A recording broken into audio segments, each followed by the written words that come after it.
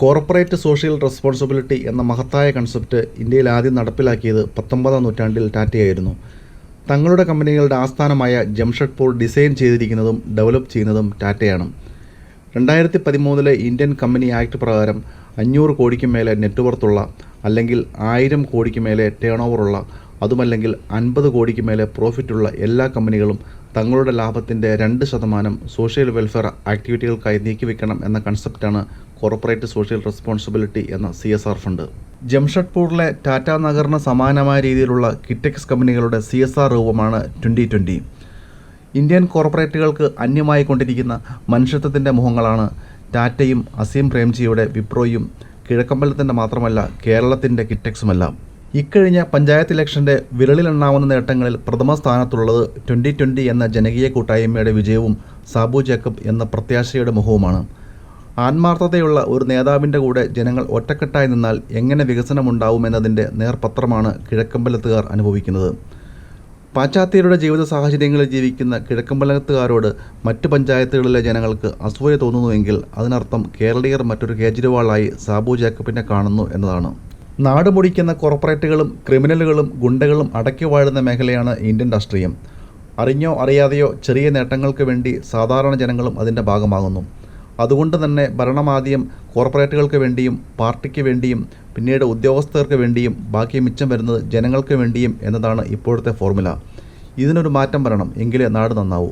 ഇന്ത്യയിലെ ആകെ 2,65,000 പഞ്ചായത്തുകളിൽ സ്വയം പര്യാപ്തത നേടിയെടുക്കുക എന്ന ലക്ഷ്യത്തിലേക്ക് എത്തുന്ന പഞ്ചായത്താണ് 2020യുടെ കിഴക്കമ്പലം.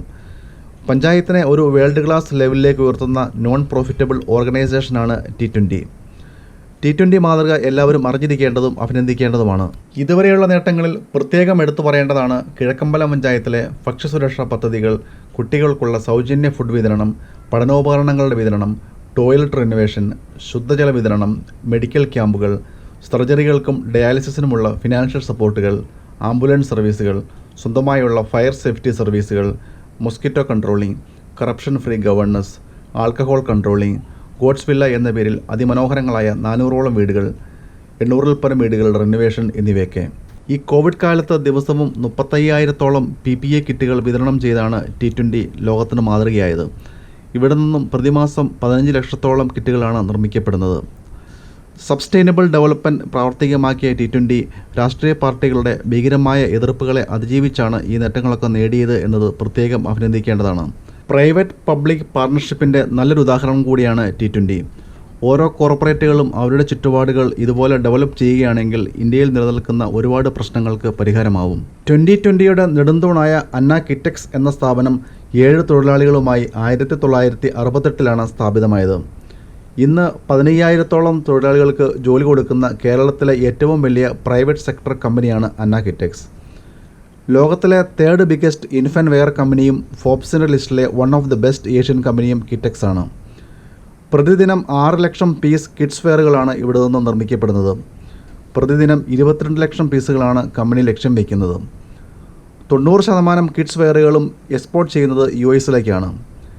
2020 കണക്കുകൾ പ്രകാരം 900-ൽ പരം കോടിയുടെ മൂല്യമാണ് കമ്പനിക്കുള്ളത്. കിറ്റെക്സ് വളരട്ടെ. കിറ്റെക്സിലൂടെ T20 മാതൃക കേരളമെങ്ങും വ്യാപിക്കട്ടെ.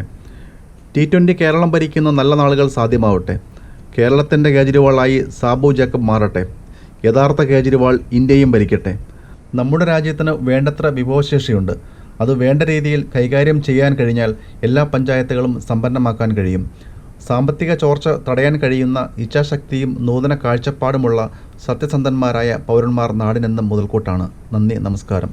Please subscribe my channel. Thank you. By.